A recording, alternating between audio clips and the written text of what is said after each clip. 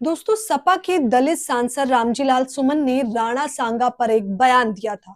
ये बयान इतना ज्यादा बढ़ जाता है कि उनके आगरा वाले आवास पर हमला किया जाता है, लेकिन अभी ये बयान के बाद बवाल थमने का नाम नहीं ले रहा है। लेकिन इस पूरे बयानबाजी पर अब नगीना के सांसद चंद्रशेखर आजाद ने करनी सेना को सीधे तौर पर अल्टीमेटम दे दिया है। वो क्या है आखिरी अल्टीमेटम, वो भी आपको बताएंगे, और किस प्रकार से अखिलेश यादव के साथ साथ चंद्रशेखर आजाद एकजुट हो गए हैं इस पूरे मामले को लेकर। और अब ये पूरा मामला इलाहाबाद हाई कोर्ट भी पहुंच चुका है।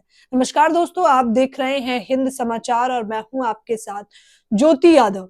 राणा सांगा पर करनी सेना का बवाल लगातार बढ़ता जा रहा है। आपको पता है कि मैंने आपको खबर भी बताई थी बकायदा हिंद समाचार के माध्यम से कि किस प्रकार से सपा के सांसद राणा सांगा पर बयान देते हैं, वो उन्हें गद्दार बताते हैं, जिसके बाद करनी सेना भड़क जाती है। वो कहती है कि रामजी लाल सुमन को माफी मांगनी पड़ेगी वरना तो अंजाम भुगतना पड़ सकता है। जिसके बाद रामजी लाल सुमन सीधे तौर पर साफ कर देते हैं कि वो माफी नहीं मांगने वाले हैं, क्योंकि इतिहास में जो लिखा है उन्होंने वही कहा है। और इसके बाद क्या होता है, इसके बाद ये होता है कि आगरा के उनके आवास पर तोड़फोड़ की जाती है, दिन दहाड़े हमला किया जाता है। ये हमला कोई ऐसा वैसा नहीं था, बल्कि सैकड़ों लोग पहुंचे हुए थे और ये हमला जानलेवा हमला था। जब ये हमला किया गया तो मैंने आपको खबर बताई थी कि सीएम योगी आदित्यनाथ भी महज कुछ ही दूरी पर वहां पर मौजूद थे। हमले के बाद सपा के तमाम नेता, अखिलेश यादव से लेकर डिंपल यादव और शिवपाल यादव, तमाम लोग एकजुट हो जाते हैं और बताते हैं कि ये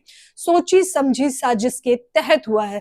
अखिलेश यादव तो यहां तक कहते हैं कि हमारे नेता क्योंकि दलित समुदाय से संबंध रखते हैं, वो राज्यसभा के सांसद हैं, और रामजी लाल सुमन जिस समुदाय से संबंध रखते हैं, बीजेपी हमेशा से उसका अपमान करती आ रही है, इसीलिए उनके घर पर इस प्रकार से हमला किया गया और उनके बयान को इतना बढ़ा चढ़ा के बताया जाता है। जिसके बाद देखा जाता है कि नगीना के सांसद चंद्रशेखर आजाद खुद इस पूरे मुद्दे को सदन में चर्चा के लिए मांग करते हैं। वो कहते हैं कि ये हमला जिस प्रकार से किया गया है इसको बिल्कुल भी बर्दाश्त नहीं किया जाएगा और इसमें कोई दो राय नहीं है कि ये सब सोची समझी साजिश के तहत किया गया है। अखिलेश यादव तो आरोप लगाते ही हैं, लेकिन नगीना के सांसद चंद्रशेखर आजाद एक बड़ा सवाल उठाते हैं। वो कहते हैं कि सवाल यह है कि आखिरकार पनाह किसकी मिली हुई है। करनी सेना के वो तमाम लोग जो इस प्रकार का कृत्य करते हैं, सीधे तौर पर उन लोगों को पनाह किसी और की नहीं बल्कि सरकार की मिली हुई है। मैं इसकी कड़ी निंदा करता हूं।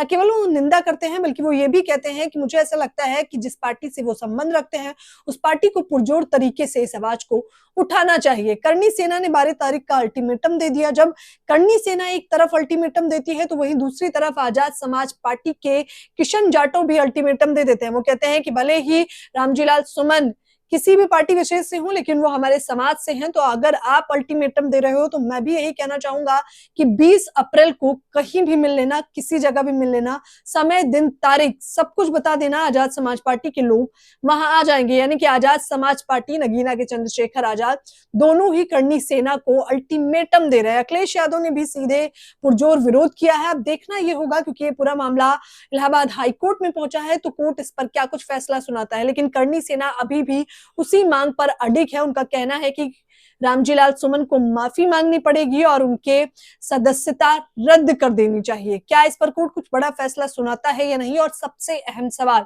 जो मैं अपने दर्शकों से करना चाहती हूँ, क्या सच में रामजी लाल सुमन पे इसलिए हमला किया जा रहा है क्योंकि वो दलित समुदाय से संबंध रखते हैं, और क्या सच में उनकी जान को खतरा है, जैसा कि आरोप अखिलेश यादव ने लगाया कि अगर उनकी जान को कुछ भी हो जाता है तो उसके लिए जिम्मेदार सीएम योगी आदित्यनाथ है। अखिलेश यादव के साथ साथ नगीना के सांसद चंद्रशेखर आजाद ने जो अल्टीमेटम दिया है करनी सेना को, उसके बारे में आप लोग मुझे अपनी प्रतिक्रिया हिंद समाचार के कमेंट बॉक्स में बताएं। जय भीम भी लिख सकते हैं आप लोग, और इस वीडियो को ज्यादा से ज्यादा साझा करना ना भूलें। धन्यवाद।